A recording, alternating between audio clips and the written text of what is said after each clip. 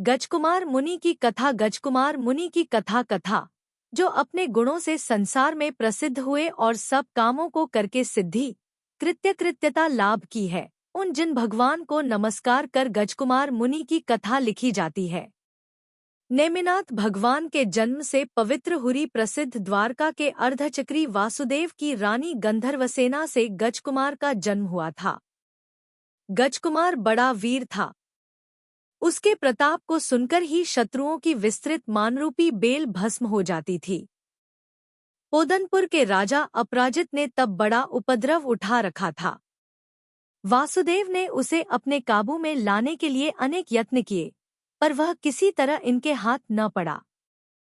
तब इन्होंने शहर में यह डोंडी पिटवारी की, जो मेरे शत्रु अपराजित को पकड़कर लाकर मेरे सामने उपस्थित करेगा, उसे उसका मनचाहा वर मिलेगा।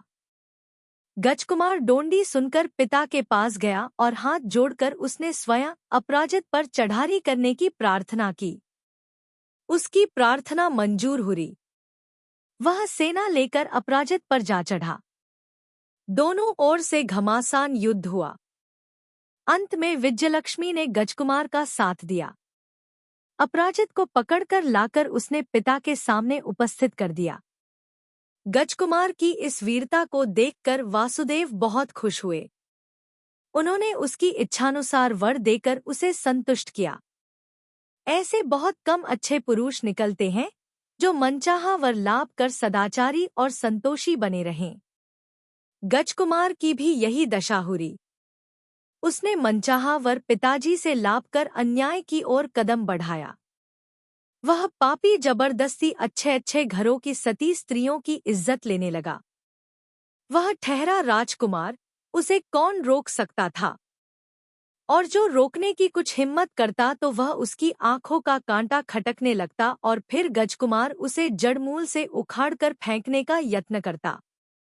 उस काम को, उस दुराचार को धिक्कार है, जिसके वश हो मूर्खजनों को लज्जा और भय भी नहीं रहता है।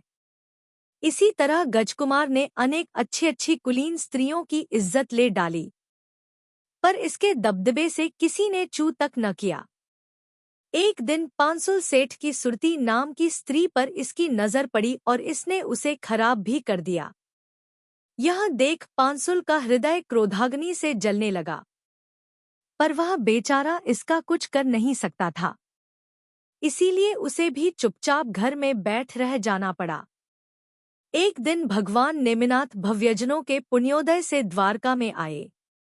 बलभद्र, वासुदेव तथा और भी बहुत से राजे महाराजे बड़े आनंद के साथ भगवान की पूजा करने को गए। खूब भक्तिभावों से उन्होंने स्वर्ग मोक्ष का सुख देने वाले भगवान की पूजा स्तुति की, उनका ध्यान स्मरण किया। बाद गृहस्थ और मुनिधर्म का भगवान के द्वारा उन्होंने उपदेश सुना, जो कि अनेक सुखों को देने वाला है। उपदेश सुनकर सभी बहुत प्रसन्न हुए। उन्होंने बार बार भगवान की स्तुति की। सच है, साक्षात सर्वज्ञ भगवान का दिया सर्वोपदेश सुनकर किसे आनंद या खुशी न होगी। भगवान के उपदेश का गजकुमार के हृदय पर अत्यंत प्रभाव पड़ा। वह अपने किए पाप कर्मों पर बहुत पछताया। संसार से उसे बड़ी घृणा हुई। वह उसी समय भगवान के पास ही दीक्षा ले गया, जो संसार के भटकने को मिटाने वाली है। दीक्षा लेकर गजकुमार मुनि विहार कर गए। अनेक देशों और नगरों में विहार करते और भव्यजनों को धर्मोपदेश द्वारा शांतिलाभ कराते अंत में वे गिरनार पर्वत के जंगल में आए। उन्हें अपनी आयु बहुत थोड़ी जान पड़ी, इसलिए वे प्रायोगमन संन्यास लेकर आत्मचिंतन करने लगे। तब इनकी ध्यान मुद्रा बड़ी निश्चल और देखने योग्य थी। इनके संन्यास का हाल पांसुल सेठ को जान पड़ा, जिसकी स्त्री को गजकुमार ने अपने दुराचारीपने की दशा में खराब किया था। सेठ को अपना बदला चुकाने का बड़ा अच्छा मौका हाथ लग गया। वह क्रोध से भर्राता हुआ गजकुमार मुनि के पास पहुंचा और उनके सब संधि स्थानों में लोहे के बड़े बड़े कीले ठोक कर चलते बना। गजकुमार मुनि पर उपद्रव तो बड़ा ही दो सह हुआ, पर वे जैन तत्व के अच्छे अभ्यासी थे अनुभवी थे, इसलिए उन्होंने इस घोर कष्ट को एक तिनके के चुभने की बराबर भी न गिन बड़ी शांति और धीरता के साथ शरीर छोड़ा। यहाँ से ये स्वर्ग में गए। वहाँ अब चिरकाल तक वे सुख भोगेंगे। आहा! महापुरुषों का चरित्र बड़ा ही अचंभा पैदा करने वाला होता है। देखिए, कहाँ तो गजकुमार मुनि को ऐसा दो सह कष्ट और कहाँ सुख देने वाली पुण्य समाधि।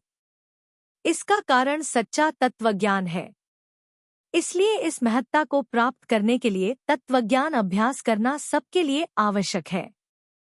सारे संसार के प्रभु कहलाने वाले जिनेंद्र भगवान के द्वारा सुख के कारण धर्म का उपदेश सुनकर जो गजकुमार अपनी दुर्बुद्धि को छोड़कर पवित्र बुद्धि के धारक और बड़े भारी सहनशील योगी हो गए, वे हमें भी सुबुद्धि और शांति प्रदान करें, जिससे हम भी कर्तव्य के लिए कष्ट सहने में समर्थ हो सकें।